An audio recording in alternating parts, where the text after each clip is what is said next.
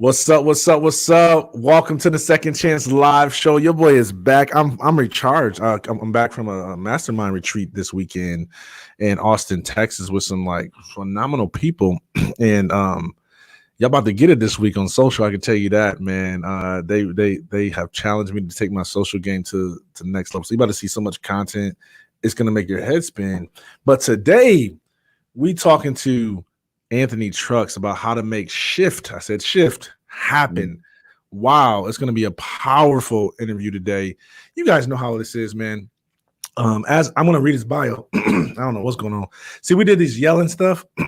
That's what it is. I don't have the Rona. I feel like every time you clear your throat now, everybody like worried, But man, all the yelling, high energy, bring the energy level up. All this yelling, and man, my voice is probably going out. My wife is like, "Yeah, you've been talking too much." Hey, like, you know what you do that people don't realize you don't want to do hot and honey. You want to do cold, and you want to do vocal exercise. Remind me after. I'll send you some information. Guy named Roger. Yeah, it'll help calm it down. You got it for like when you speak and stuff. It'll help like get your voice back. Yeah, I need that. I need that in my life. It's like, oh, drink honey. Like, no, it's just like if I got like a busted knee or something, you put ice on it. You want everything to calm down. You put hot on it, it expands it. It just keeps being that stuck space. So I got you, bro. I got you, dog. Yeah, man, hook it up. What? So, anyways, look at that. Look.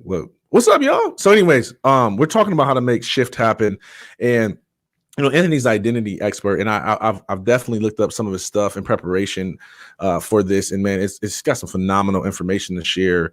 I'm going to ask him specifically to talk about some of the science behind it that drives these identity shifts, and I feel like a lot of people are shifting into new identities. Man, I feel like the pandemic like snap people out of their slumber, and people that were putting things off finally decided to put them on and stop delaying things that they knew they should have done a long time ago, and so they shifted into a new identity accidentally. They were forced into a new identity, like I was when I transitioned out of sports, like you were when you transitioned out of sports. And so we're gonna help you out today, okay? And so, hey, what's up, Jeff? Oh, that's my guy, Jeff, man.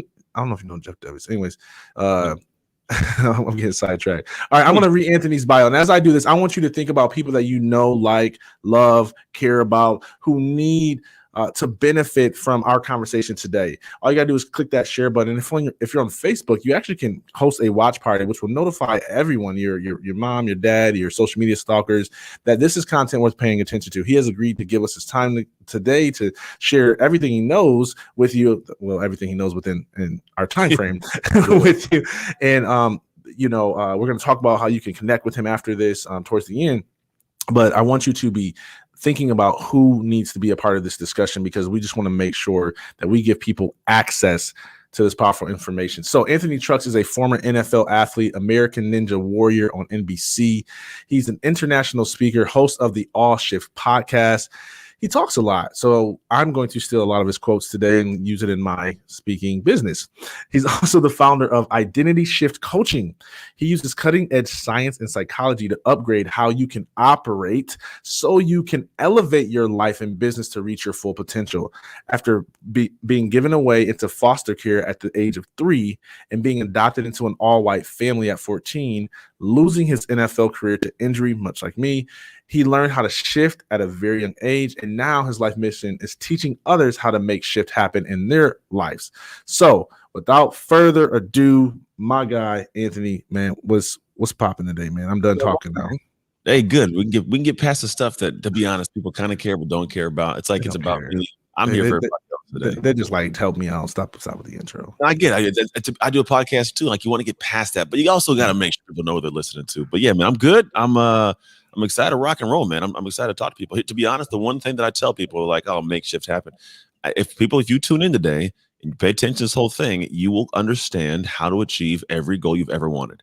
Like, it's not even facetious. I'm telling you, I'll show and I'll break it down. So you're like, oh, that's how I achieve every goal I've ever wanted. I'm telling you, it's crazy, but we're gonna unpack it today. Let's unpack it now. Come on, you can't start.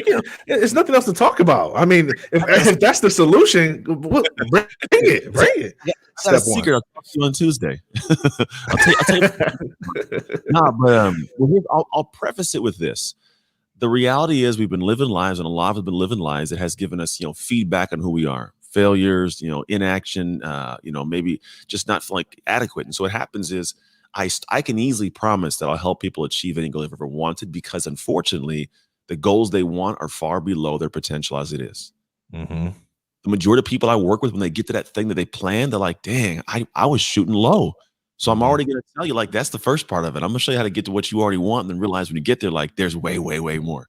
And that's the cool thing of life, man. There's always opportunity, always more to do. It's also the negative thing of life, because there's always something to do. So if you don't learn how to have that peace within, man, you end up getting to a point of hating yourself. And so a real big focus of mine is I want people to learn how to fall in love with the day, not just the destination.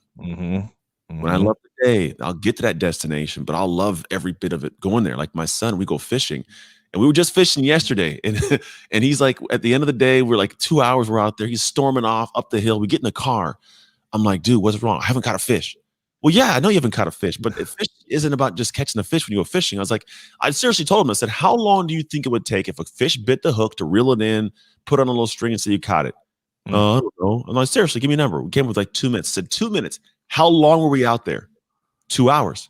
So you're telling me that for an hour and 58 minutes, you're going to sit there unhappy, and then you catch a fish, and then what's going to happen? We're going to go back to fishing. I was like, do we got to find a way to find joy in the fishing, and then it'll be even more exciting when you caught the fish, right? So in life, I look at the things that we're trying to accomplish, like, yeah, it's great, but if you could fall in love with the day, it'll make it easier to get to the destination, and it'll make it all so much more fun. So absolutely. And like so there's two groups of people, in my opinion. It's the people that don't fall in love with the day because they just have the wrong day. Like they pick the wrong career path. They need to actually launch out and do something that they love.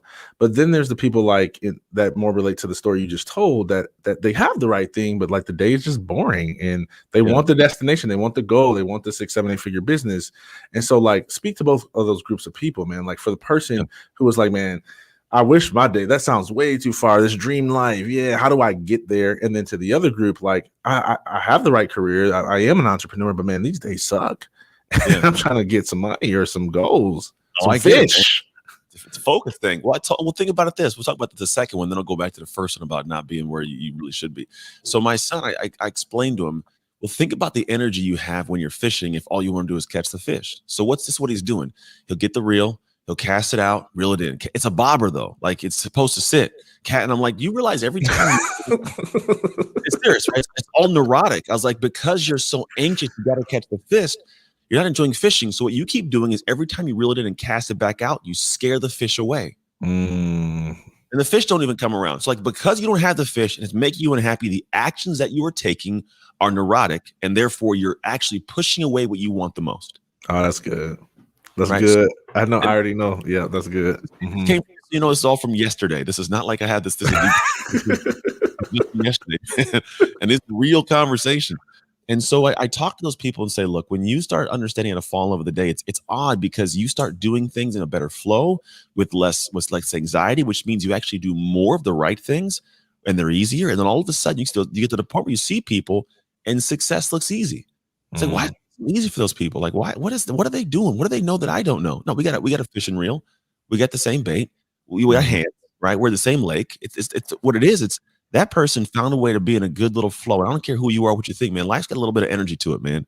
There's some people that you can be around and you can sense that they're unsettled inside. And when I'm around those people, I can feel it. Like there's almost like they have to fill every empty moment with noise.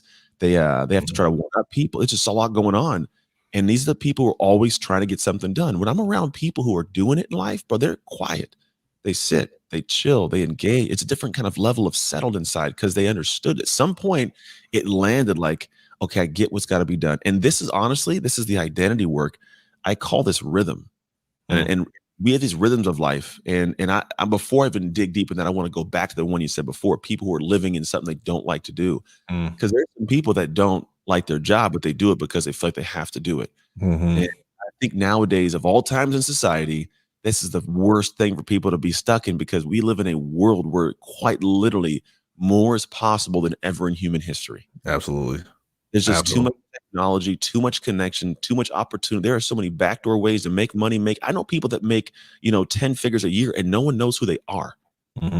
It's got a big email list, and they sell other people's products. Like, dude, there's so many backdoor ways to legally make money, right? So if you don't like what you're doing, I had a buddy who was going through a situation with divorce, and he was like unhappy about his wife and what she's doing. He kept complaining. And I said, have you said anything? No. I said, well, then I need you to know this. Every day from this point forward that you continue to keep complaining to me, I am not going to listen until you make an action. Because Mhm. at this point, it's on you, right? At this Mhm. point, you're experiencing that. So if you're going to keep complaining, either you got to make an action, you better stop telling me about it, because this is on you at this point, right? So when you get to that level, it's like, all right, I got to do something, or you fall in love with it. Now, I love people who love what they're doing. You love what you're doing, cool. But if you don't like what you're doing and you continue to complain and do nothing, it's your fault. I don't care what your boss did. I don't. So Never hold on, will. hold on. What did he say though? What did he say when he said that? Oh, he didn't like it. It actually ended up it fastened the pace towards his divorce, to be totally honest. Wow. But it needed to happen, because think about this: if he doesn't, how much longer does he stay complaining and stuck? Mhm. And that's what people do in life. I don't like this. It's easier to complain than it is to actually do something to change the situation. Mhm. People take what's easy. If you take what's easy, you get to experience hard. If you Mhm. do it hard, you get to experience easy. It's like Mhm. lifting weights, man. If I lift heavy weights, I get stronger. That weight becomes lighter. If I lift light weights, that heavy weight's always going to be heavy, right? Mhm. So I say both those situations and kind of break it down. But what it boils down to, how you accomplish any goal you've ever wanted, is you got to learn how to get into a good rhythm, man. Mhm. And so we're black men, rhythm. Other people do too. It's just not the same. Uh, you know what I mean? I'm just joking around. Hey, I know rhythm and rap, but full transparency, I can't dance, and Man, so I think I told you, like, my wife is white, so she like doesn't have rhythm. there you go. She can't rap or dance. And so, like, at our wedding, it was like, we told the DJ, like, only play like 15 seconds of the entry song before people find out that we can't dance. And Right. dude, he forgot, he kept it for like 60 seconds. It was so long, man. It was terrible.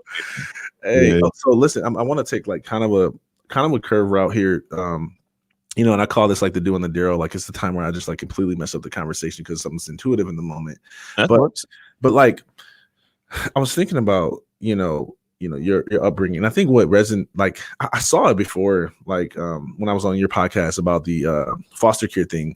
But this weekend at the retreat, I actually met two people who had like crazy upbringing in foster care, and they're like super highly successful now. And so it's like, dang, maybe I should have been born in foster care. I'm just kidding. But you talked about learning at a young age, being able to make that identity shift. What had to shift from this I'm assuming that like this victim mentality, I'm not one, I don't have what everyone else has in his family, to your new identity that helped you to kind of grow into, the success you've been able to achieve. Yeah. What's interesting is, and one, I'd love to know who these people are, because there's not a lot of us that actually go out and talk about it. So I'd love to be. I'm wearing an Austin Angels, National Angels shirt. I'm on the board of an organization that works with foster youth, right? So Okay. I just rock it today. It's perfect timing. It's all serendipitous, man. Yeah. You know what it was when I was a kid? So I was playing like football for the first couple of years, and I was garbage at it. I was horrible, and I couldn't play before that because I was in foster care. And I think one of the catalysts for me was just I got to a point of being tired of feeling like crap. And that's not something that all foster kids have a racket on. This is all humanity. There's moments where you realize, like, I don't like this. And I didn't like the way that the world interacted with me. I didn't like how I was interacting with the world. I didn't like not mattering. It just was a whole lot of weirdness, man. So what it came down to for me was I had this decision at 15 years old that I was going to be great. And what I knew to be great in was football. That was it. And the hard part is, with anything you choose to do in life, when you have not done it before or had success in it, your brain can't comprehend why you should expect to be great at it. Why even try, right? It's a natural, logical thought. But I had this choice. I said, I am going to do what it takes to be great before I knew I would be great. Before I knew I'd be successful, man. Because here's what I do know. Logic will tell you this. I knew this at 15. I knew if I do all this hard work and I, try out, it doesn't guarantee I have success. But if I don't, it guarantees I don't. Absolutely. So which one am I going to choose? Right? I'm like, Right. well, I'm the one with a better shot. So let me go ahead and do some work. And I started building in. And that's what it takes, man. The aspect of rhythm, it's kind of like you have to take these unconfident actions and directions to get to the point of realizing what you are and are not capable of. But if you never take them, you never really know what could be out there. There could be something far better for you than you even imagine, right? Imagine if Stevie Wonder never chose to sing, right? Or I don't know if someone, anybody, any skilled crazy person decided, like, I don't Mhm. know, singer decided not to sing, or some artist decided not to paint. Like, Right. I mean, they never did, because what if someone's like my painting? Like, it's amazing the things that we don't comprehend are magical parts of us that we never put out into the world, because we just get content with the crazy, or content being small. And so for me, at least, I'm thankful. I was like, no, I don't want to be the person who sits there in that place anymore. And in doing so, I seriously had nothing that showed I should be good at football. And when I say nothing, there I was trash, bro. I could barely play football. I was a skinny little kid. I could like inhale and put my hands in my ribs. I was a skinny dude. There's nothing that showed, and I hadn't even played. All my peers, they've been playing since they were like 8. I didn't start until I was 14. So I'm like 6 years behind some of these kids. What Straight. makes me think, and lo and behold, that's my college helmet from Oregon. I got jerseys from playing in the NFL. Like that. There's no real reason, but the only thing that was a pivot was back when I was a foster kid. I had this perception in my head of like, I don't want to be known as that all my life. And there's no guarantee I'll be great, but if I do something, I have a better chance. Mm. So the family that took you in, did they have a lot to do with that? Or Mm. was it just like really just a personal vendetta?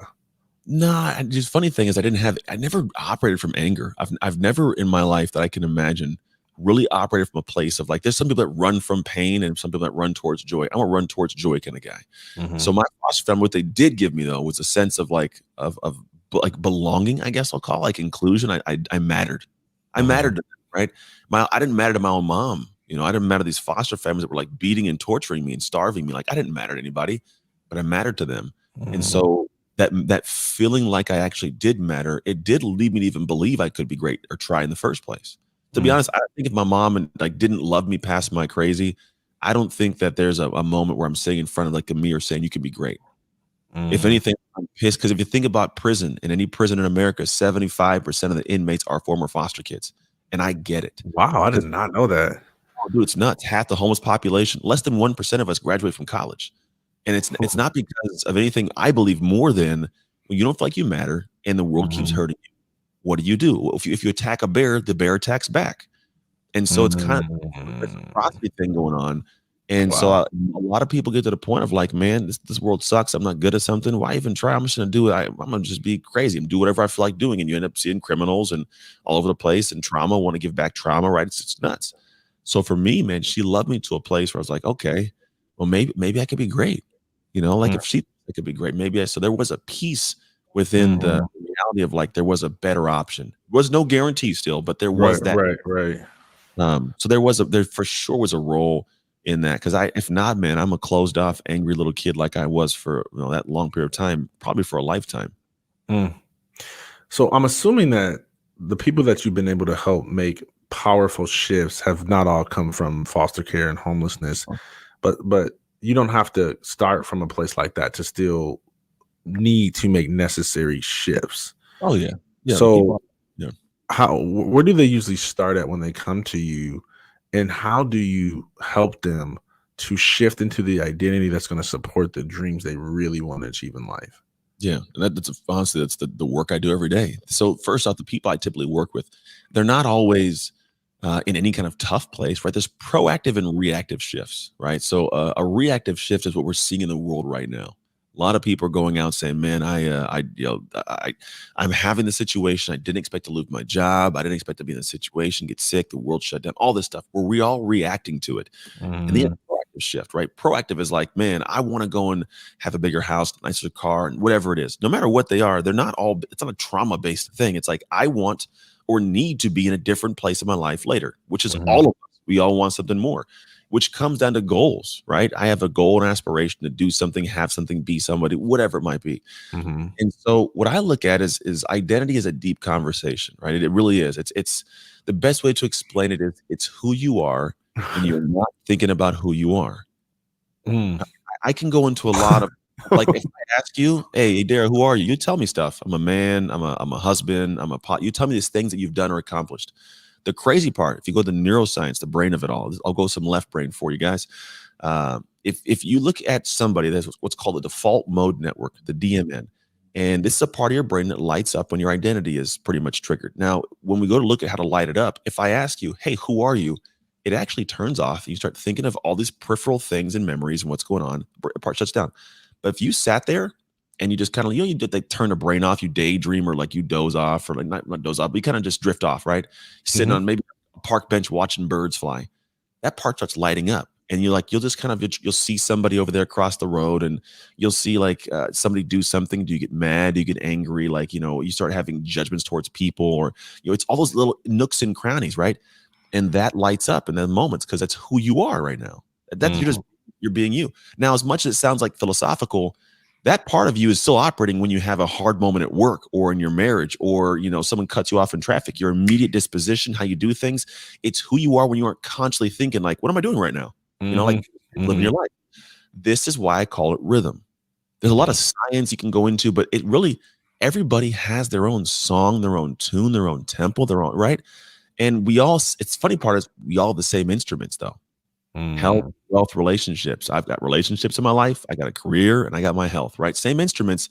The crazy thing is some people's like music, I can listen to it on repeat. I love to listen to it. It sounds good, man. You see some people that are in such a good rhythm. Now it's not flow.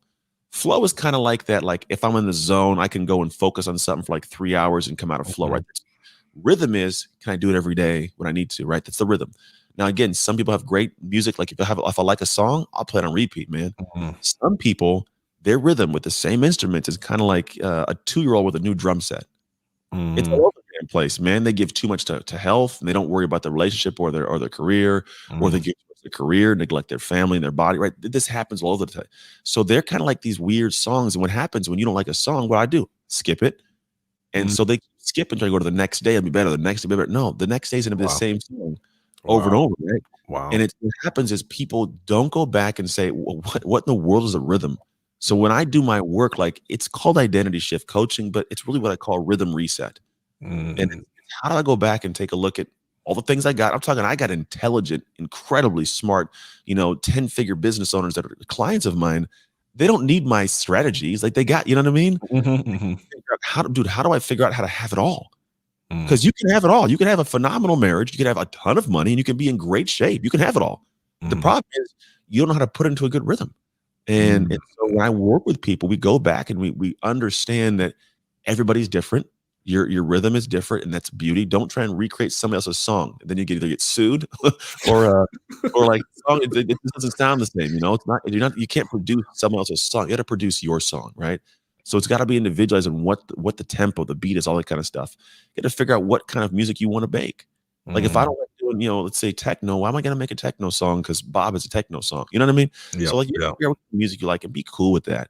And then you got to figure out what are the levers I got to push, or pull, and the buttons I got to push. Because if I'm producing a song, right, there's different those little soundboards, all little things move, right? If I don't know what these things are and adjust them the right way, then what ends up happening is I'm over the place, still out of whack. And so that's why people spend so much time working on stuff, but still being broken inside and burnt out because they're not realizing it's not an info problem. I think this is the problem. We are in an epidemic that's not COVID. It's an epidemic of self-esteem. Yeah.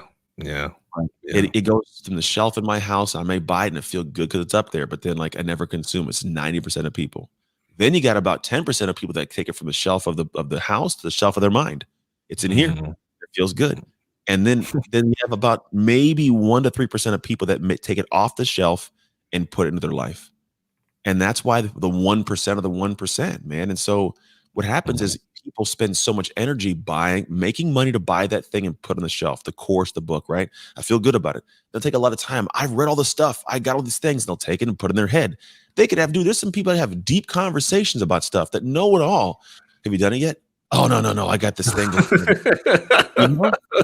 That's real. And it's like, dude, what? So what's the difference? It's not the information. It's who are you with it? What is your rhythm? Because in the right rhythm, you'll consume it, you'll apply it, you'll learn, you won't freak out, you'll get more done, you'll be settled, you get to this thing. And then that's why when I get around successful people and I hear what they're doing, like they got a rhythm to their life that is just smooth. And then here's what's crazy.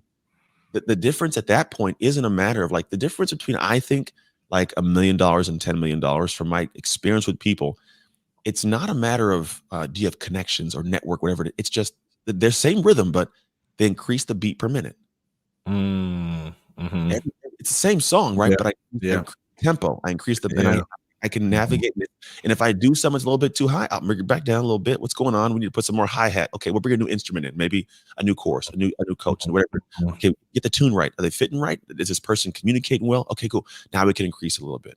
You find little things, but when you have that in place, now you don't freak out. You don't sprint to get something done on 1 week. Like the best business owners have systems and process. The ones that I work with, it's like, are you in business or a business? Because when I'm in business, I'm sprinting every month. I got to do this to make this. I have no idea what's coming in 5 months from now, 6 months from now. Those who are a business, they got a rhythm, there's systems, there's flow, there's process. So like they can be in a better tick, be more settled, less anxiety, and do whether it's business or a regular job, like you got a rhythm, bro. Like life is amazing. And that's the work I do. That's what I went through in life. I had busted rhythm, divorced, out of shape, business failing. Then I actually fixed my rhythm. I reset the damn thing and I got a really good tick, man. I got a good beat per minute. My marriage got back together after 3 years divorce. We're now 4 years back together. I'm in shape. Business runs smooth. I take a lot on at any given time. Like right, I called today with T-Mobile. I'm doing some with their 80,000 employees live come, I think, March. I've got a book I'm writing. I've got clients that I'm bringing on. I'm building an app right now for the coaching programs we have, like all these things. But I'm still fishing. You know, I'm still bad. But it's not because I'm special. I just have a really good rhythm. Yeah, man. I'm torn between talking about the rhythm reset and then going this other direction. I'm gonna go the other direction. Yeah, let me go here. So because here's the thing, I told you, like, I just got back from this mastermind retreat, and the guy, one of the guys that's a former foster kid, like, he's like one of the dopest people that I met this weekend, and I'm just gonna be transparent. Like, so they were doing a panel, and I just asked a tough question. I was just like, all right, so look, like I have a problem receiving. Like, how do I get better at receiving? Right. I wanted a strategy. and he made me so, and keep in mind, this is like it's a small retreat. So it was like 25 people there, right? Yeah. But I asked this question. So I'm the center of the attention right now. And this guy's like, he's like, all right, Daryl, just well, where does that come from? And I said, I think it comes from, my upbringing and being joint custody and not feeling wanted and blah, blah. He said, no, it's surface level. I was like, dang, I thought it was some deep work. so, and so I was like, dang, he just tried me in front of his people, but I gotta, I can't retaliate. I gotta receive. And so I'm like, okay.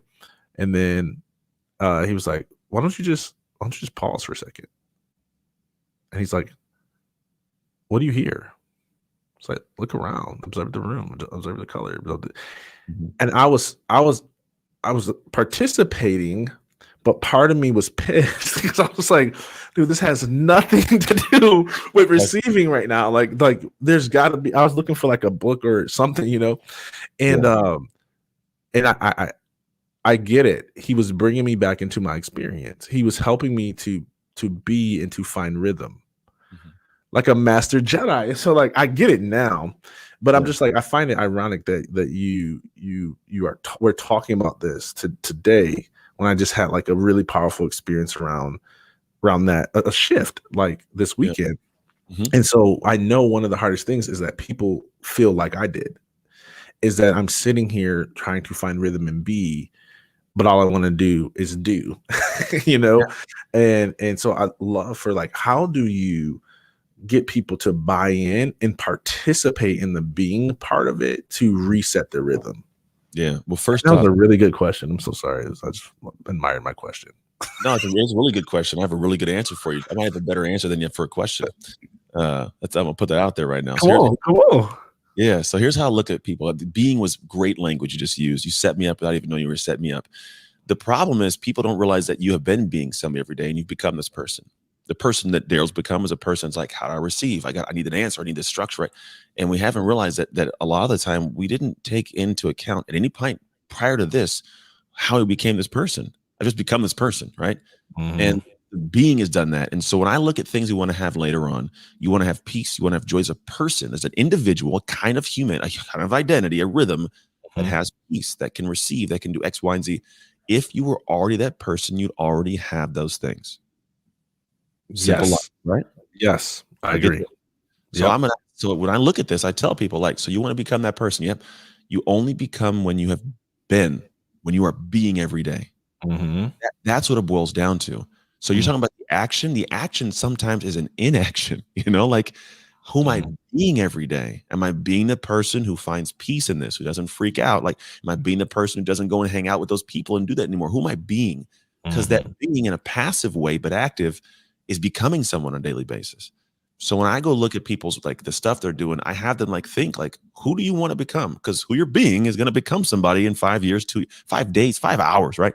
So let's plan that person out. Most people do not plan it out. When we were kids, our teachers, preachers, coaches, leaders, they taught us things, TV, radio, our homies at school. We were learning and absorbing stuff. And what happened, in fact, we got to get programmed at an identity level of what love is, what money's about, what a career is, what's good, what's bad, Republican, Democrat. You get programmed and then you just, hey, go off into the world now, Daryl. And then you go off in the world and you're trying to figure out who you are. And to be honest, there's a spot within Eric Erickson's psychosocial progression. It's actually called identity versus role confusion. I know who I am, but where do I fit in this world? What's my role? And so we spend our life trying to figure out what's going on. And we think it's neurotic because there's no perfect fit. We never thought about who we're trying to become. We just are just being somebody every day, is becoming somebody with no plan. It's like leaving the house and driving around and having no destination. Mm-hmm. You run out of gas, you freak out. I got to get there. Where? I don't know, but I got to get there. Right? It's so weird. So to go back to your answer, man, or your question, I start with having people say, okay, who do you want to be? Like, who do you want to be as a human, right? And there's areas you can unpack and look at. We do it in our shift method. Like, who do you want to be? Then when we know that, okay, let's take it now back and say, what does that person have to do? Like, who does it need to be every day? Like, what does their being look like? And we break it in a simple structure. We have this thing called a daily shift, SHIFT. We walk people through it. And that is actually a process that is your rhythm being reset. What you do in those areas is what does it. There's depth to understanding what those are, but that all comes from who do you want to become? Then it comes out of the actions, then it comes into the daily stuff, and it creates this rhythm. And then when you get to that level, man, what's cool about it, it's the whole concept of you don't know what you don't know. If you don't know, you don't know it. Yeah. This is really what happened to you in that moment, which is a beautiful moment. I love that this guy did this. Is he introduced you to something you didn't know you didn't know. Exactly. I was pissed at the time, but I get it now. I was so mad. I was like, dude, I know this thing, and I just want this thing. And I want in front of all these people sitting here looking at the sky, bro. I was like, you better give me the answer, man. Give me something I want. But he because he's experienced life, he understands certain things. Yeah. It's not even to say it's spiritual a lot, whatever. He understands there's something that Daryl didn't see. And when you introduce somebody to something new, like if you didn't know it existed, at first, like, I don't know what this is. This doesn't fit in my wheelhouse of my current identity, of my current becoming person I've been. That doesn't make any sense. So it's like, this is odd. But when you start to see what it is, like, oh, and that's been in every next level of my life. I get into rooms with people and I seriously, I'll just sit and shut up and listen to them talk. And when I say people, I'm talking about higher level in different areas of my life. I'm like, I want to be around. The conversations, they don't blow my mind. They are completely foreign to my mind. Like I didn't even know I didn't know that. And because of that, whenever I look at the world, like I am completely dialed into the fact of when I have stuff I'm struggling with or things I want to know, I have people I tap into like, hey, how would you handle this? And every single time never fails, I'll just do this. Because they know, but I didn't know that you know what I'm saying? They know this thing. I didn't even know that it existed. And it's like, oh, and all of a sudden you start elevating. This is why I think there's a separation between people who like they almost look down sometimes upon individuals who aren't as intelligent or have as much success because they try to tell them things and it's like trying to speak English to my dog. You're right. Right. I'm not trying to be, mean, but like the dog doesn't understand. It doesn't get it. And so like I get frustrated if I kept trying to tell that dog, right, dude, can you go over there and wipe up that thing with your what? Oh, what do you imagine me getting mad at the dog? I'm like, this is stupid. The dog, but you can find ways to communicate. So it's why sometimes people feel like they're being talked down to, because to be totally honest, you aren't up at the level of where the brain is operating and what's aware of. And that's okay. You're not less than, you're being exposed to something new. Now you can get pissed and then that person stops talking to you. Right. You can open the mind and be like, all right, I'm ready to receive. Right. Right. It's so funny you talked about like getting pissed and then that person stops talking to you because there was a like that moment that happened. It was like, and actually he was like, you don't have to do this right now. And I think because it's like, hey, I don't want you to feel uncomfortable. Like I know it's people watching, and I'm like, well, we're already here already, you know. But at the same time, like I was thinking, like I knew that he was doing something that I didn't know. So I just was like, well, might as well just camp here for a little bit and have this experience. And by the way, it ended up being not just a powerful experience for me, but for the people who participated and Yeah. watched it all unfold. And I'm Mhm. sure I just probably one of the ones who just had the courage to bring up my junk, and everybody's got something. But Yeah. I think that's important. I think it's important because you got to be able to receive from people, right? And I had another example too. And I was in Clubhouse, and I pitched my organization, and this dude was like ripping it apart. And like, this is my baby, Yep. you know. And like, now, granted, like he was being rude, and he wasn't right. Like, he really wasn't right. But here's what I learned. I learned how someone like him thinks. Mhm. I learned a whole different type of person that I didn't had no like before that. I would never even think someone thinks the way he thinks, but I'm like, I get it. Like some people only see life this way. And Mhm. so rather than me getting offended and cut him off and miss this learning opportunity, I sat there in that moment for a minute.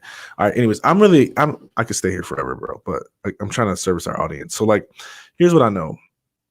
I know there's people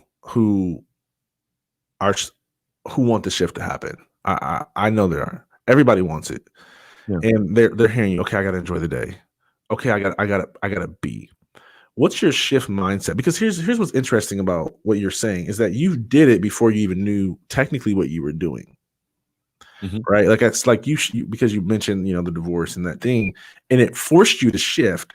But you didn't. I mean, I'm assuming you didn't know all the science, the psychology. No, You didn't know like what you were doing, but you did so just because athlete mentality, survive, right?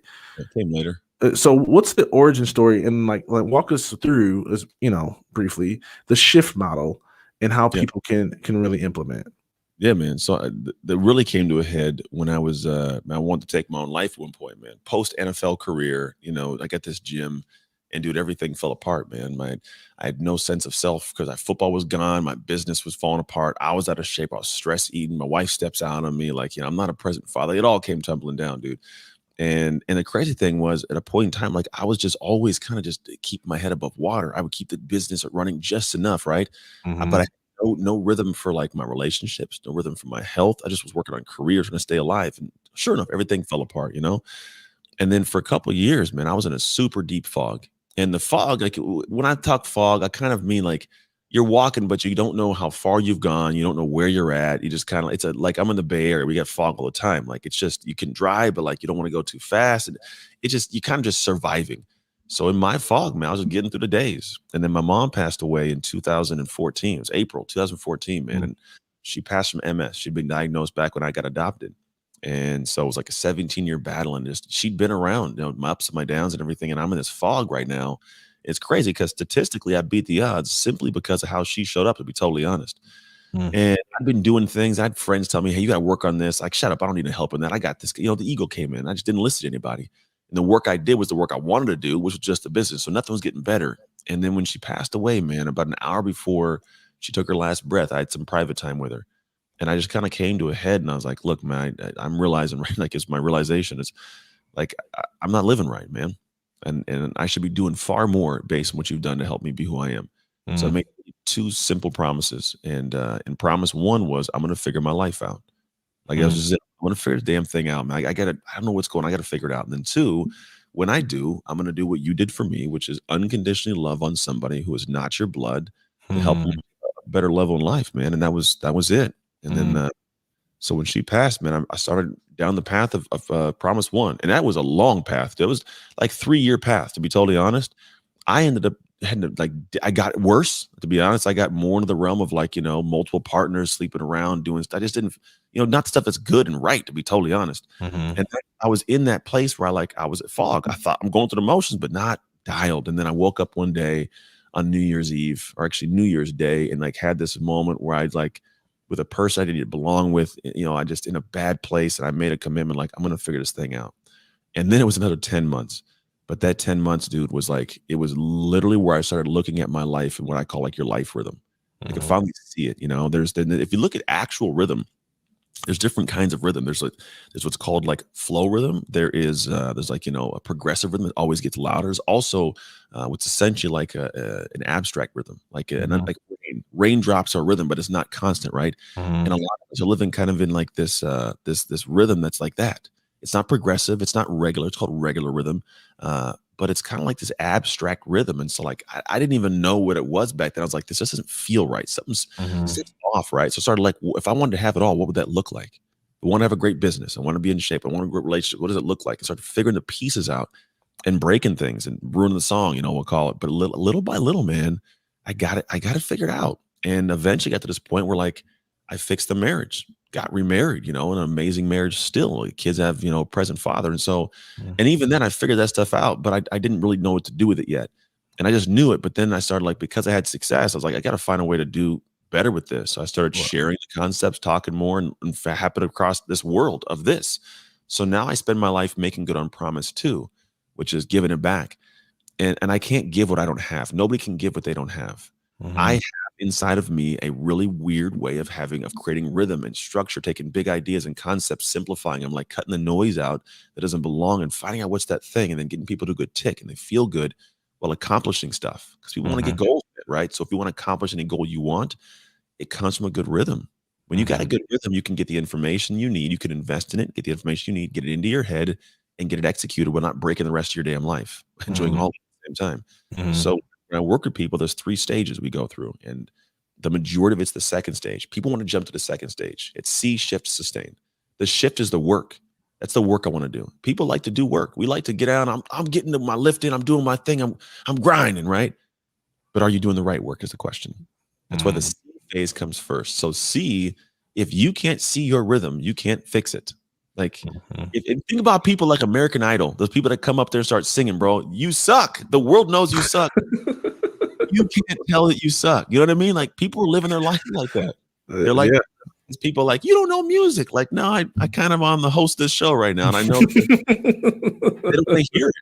So the first part is like, you got to see where you suck, man. And it's not fun, but that then it shows you the work that you got to do to work on improving your rhythm.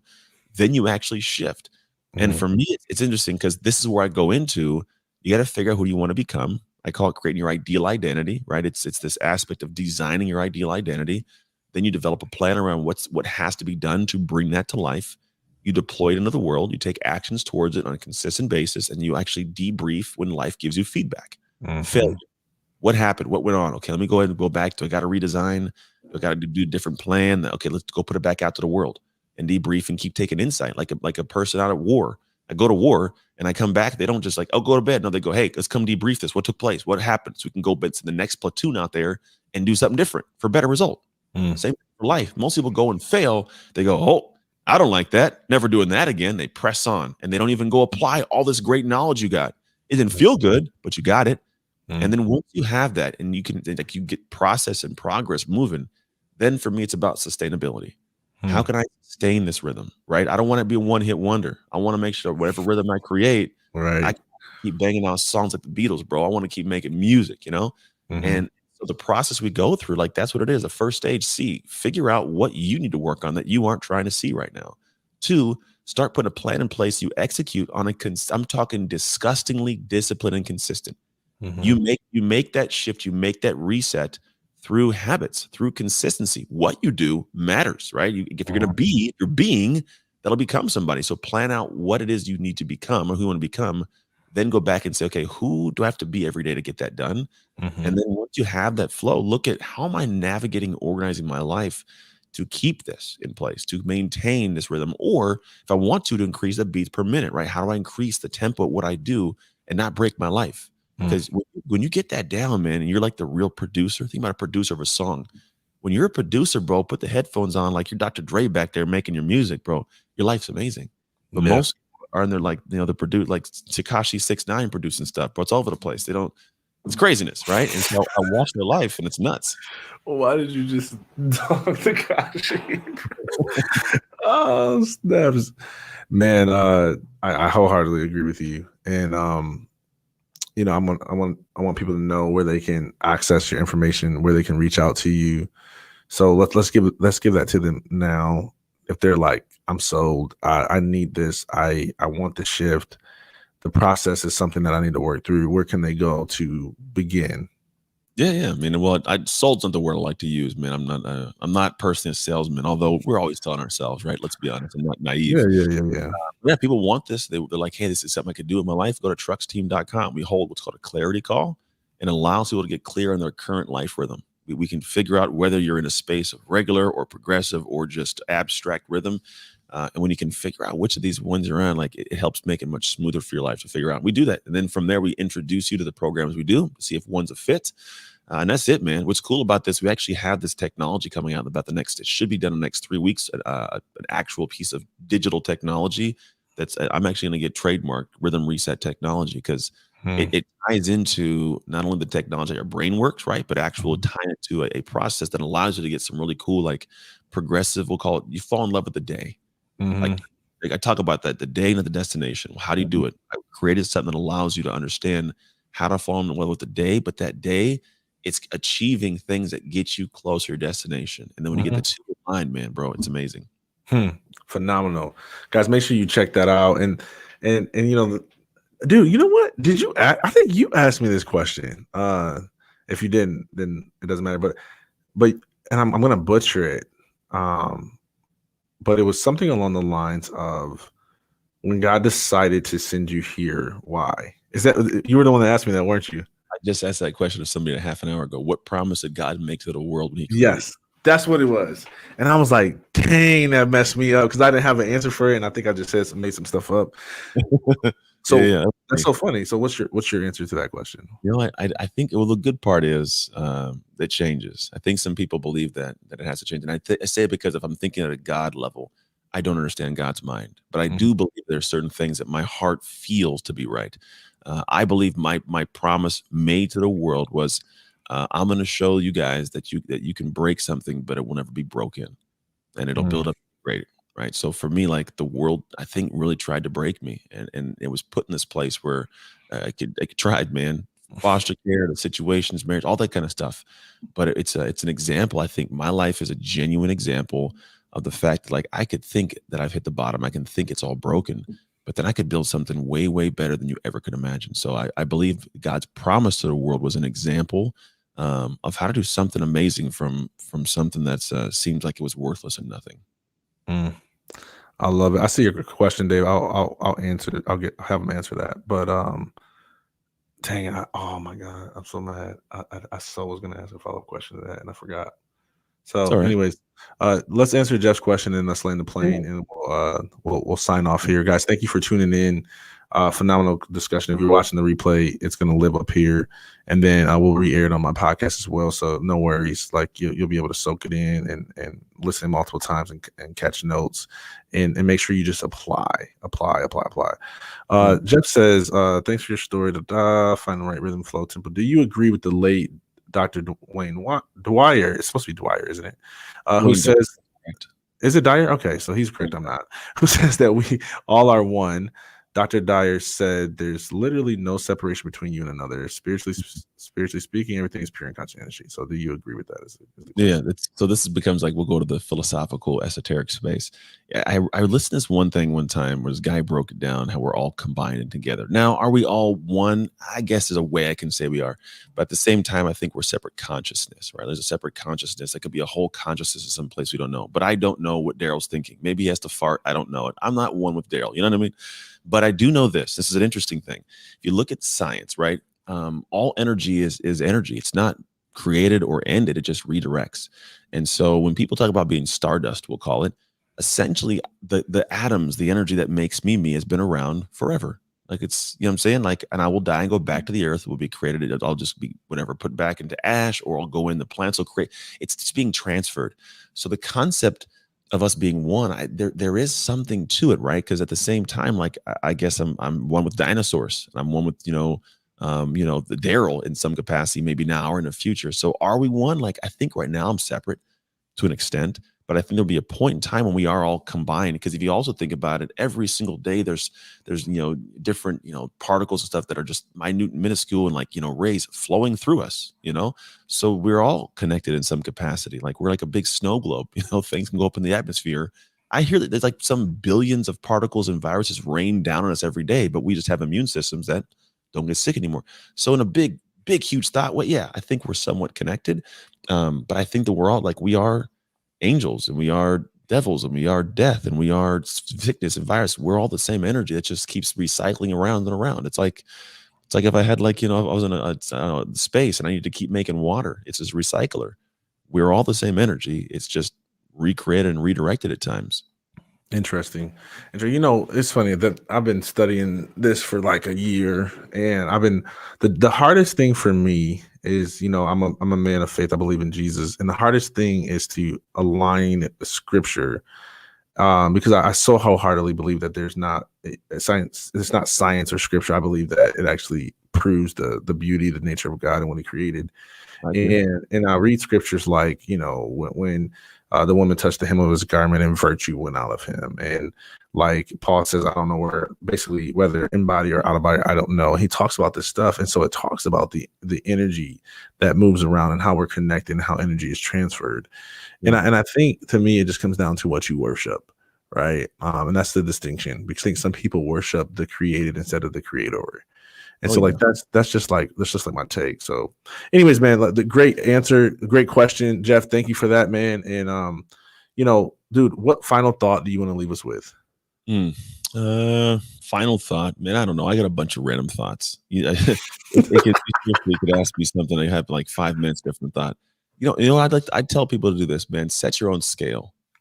Like you said, the creator versus the creator. Like I think the one problem we have in society is people do not take enough time to set their own scale. So they adopt the world scale. The world scale kind of sucks because it's always one where you'll feel inadequate. And then if you operate from a space of feeling inadequate, you don't operate very well. So for me, like I set my own scale of what is good, what is bad, what is great, what is not so great, and I just live off that. So even if I do accomplish something amazing, I know people have accomplished great things, but then other people look at them and go, "Oh, but you could have done X or Y or Z." So they don't have the same vigor and confidence to go after the next thing. And it really sucks. So for me, like if I'm sitting here talking to people, I'll be like, bro, regardless of what you see on social, whatever you see somebody else doing across the street, what if you went home and sat your own private space, got a piece of paper out and said, what would be phenomenal for me? If I could say, this makes me feel amazing, what would that be? And then you start doing that. And if somebody questions you or compares it, say, great, I'm glad you feel that way. But according to my skill that I spent some time on, this is amazing. I'm having a great day. I'm going to keep doing my thing. And you operate out of a better space, which means you actually accomplish more in time. Oh, I love it. I love it. I love it. Man, dude, I could talk to you forever. Man, I know we're going to do some great stuff. But guys, thank you. Make sure you go check him out. He's Google him. He's very findable. And, support everything he's doing. If you're interested in some of the programs that we brought up, by the way, he didn't even ask me for that or to do that. I just think that it's phenomenal. And I believe it can help people achieve goals. So why not share resources? So make sure you head over to trucksteam.com. That's trucks with plural with an S at the end, and check out the resources. Get the strategy call. See where you're at. See if you need a rhythm reset, right? And then just make sure you take action. So there's a lot of information shared, a lot of quotes, a lot of this. So just pick one thing, and schedule it. Put it in your calendar. Hey, this is the time I'm gonna visit that website. Hey, this is the time I'm gonna get a strategy call. Hey, this is the time I'm gonna really sit here and figure out who do I want to become, so that I can achieve what I know I'm called to achieve. Schedule it in your calendar, because it only, knowledge alone puffs up. And so, implementation. Be one of the 1%. All right, that's what I'm saying to you. All right, y'all. Until next time, remember that no matter how many mistakes you make, no matter how many times you failed, no matter how dumb decisions you made, that our God has a way of awarding second chances, and second chances exist so we can finish strong. You just listened to a powerful finish strong story. So till next time, remember, finish strong, my friends. Peace.